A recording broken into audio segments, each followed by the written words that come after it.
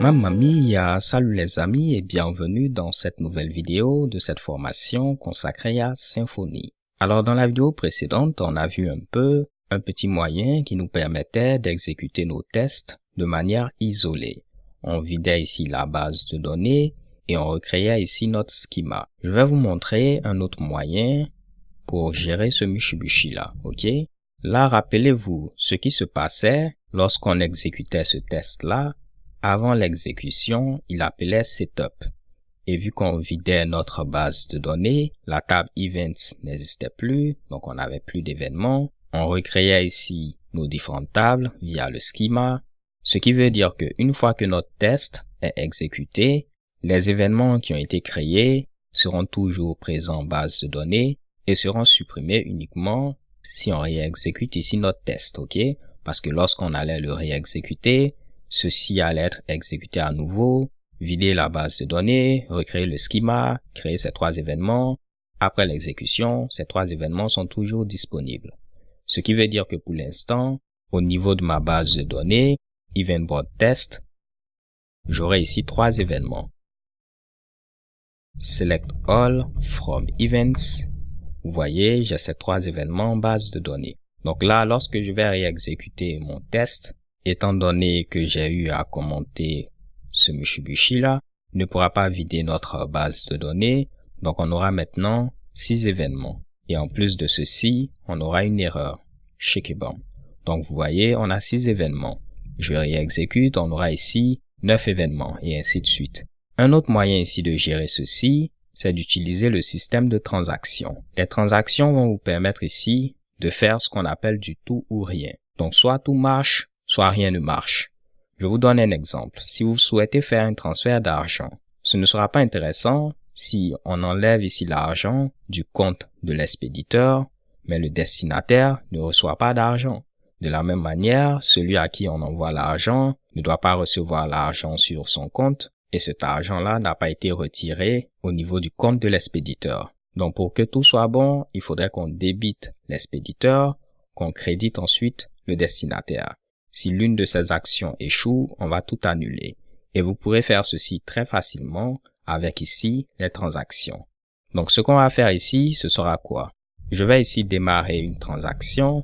Via mon Entity Manager, je peux accéder à la connexion courante et appeler la méthode Begin Transaction. J'aurais pu faire tout simplement 10EM Begin Transaction, ok? Ceci aurait donné le même résultat. Je vais ensuite désactiver l'autocommit et je vais le mettre à false. Par défaut ici, l'autocommit est à true. Le commit, c'est lorsque vous souhaitez dire tout s'est bien passé, il faut appliquer ici ma transaction. Il faudra maintenant appliquer toutes les actions présentes au niveau de ma transaction. Pour annuler ici un Mushibushi, donc je veux dire pour annuler une transaction, on pourra utiliser rollback. Donc je peux mettre 10EM rollback ou bien 10EM get connection pour avoir accès à la connexion par défaut et appeler ici rollback. Ok? Donc je pouvais enlever ceci, également à ce niveau-là enlever ceci. Mais pour ce set autocommit, je dois avoir accès à ma connexion. Pour que ce soit beaucoup plus simple à lire, c'est pourquoi partout, j'ai eu à mettre get connection. Donc, ce qui va se passer, c'est quoi? Avant chaque test, il va démarrer ma transaction et après chaque test, il va faire un rollback. Donc, tout ce que j'ai voulu sauvegarder en base de données ne sera pas réellement sauvegardé à cause de ce rollback-là, ok? Donc, pour que ceci puisse fonctionner, pour l'instant, j'aurai une erreur. Il va me falloir vider ma base de données actuelle et réappliquer mes migrations pour recréer ici le schéma. Je vais faire ceci une seule fois et après, tout va fonctionner sans problème, puisque plus rien ne sera réellement sauvegardé en base de données. Donc, ça peut être intéressant si vous ne souhaitez pas à chaque fois recréer le schéma. Donc, je fais bin console, doctrine, database, et là, ce sera un drop de ma base de données de test. Je vais forcer, je vais refaire un create, appliquer ensuite mes migrations et normalement, vous allez voir cette fois-ci, mon test va fonctionner sans problème. Ok? C'est très important, comme je vous l'ai dit les gars. Ici, je ne suis pas obligé de mettre ce get connection. pareil à ce niveau-là, puisqu'il va utiliser par défaut la connexion par défaut. Mais ici, je suis obligé. Si je réexécute ceci, tout fonctionne. Si j'enlève ceci, on aura une erreur. On va me dire que la méthode setAutoCommit n'est pas définie au niveau de mon Entity Manager. OK? De la même manière, si vous ne mettez pas cette instruction-là, ceci ne va pas fonctionner. Donc, voici un deuxième moyen de gérer ce Mushibushi. Ce que je vais faire, c'est enlever ceci. Vous pouvez le commenter si vous le souhaitez. Et je vais revenir à ce que j'avais avant cette vidéo. OK? Réexécuter mes tests. Et shekebam, comme vous pouvez le voir, tout fonctionne. Comme je vous l'avais dit, il existe des bundles que vous pouvez utiliser afin de vous faciliter la tâche. Par exemple, ce bundle-là va vous permettre ici d'avoir le système de transaction pour exécuter vos tests de manière isolée. Et il y a également quelques Mushibushi qui ont été rajoutés pour optimiser ici la performance de l'exécution de vos tests. Donc, vous pourrez lire la documentation, voir comment l'installer. C'est vraiment très simple et tout pourra fonctionner à la perfection. Si vous regardez le code source, vous allez voir que principalement, on aura notre système de transaction avec les rollbacks, simplement qu'il y a plein d'autres customisations. Vous avez ce deuxième bundle. Vous voyez qu'il a beaucoup plus de stars, 369, alors que ceci a 48.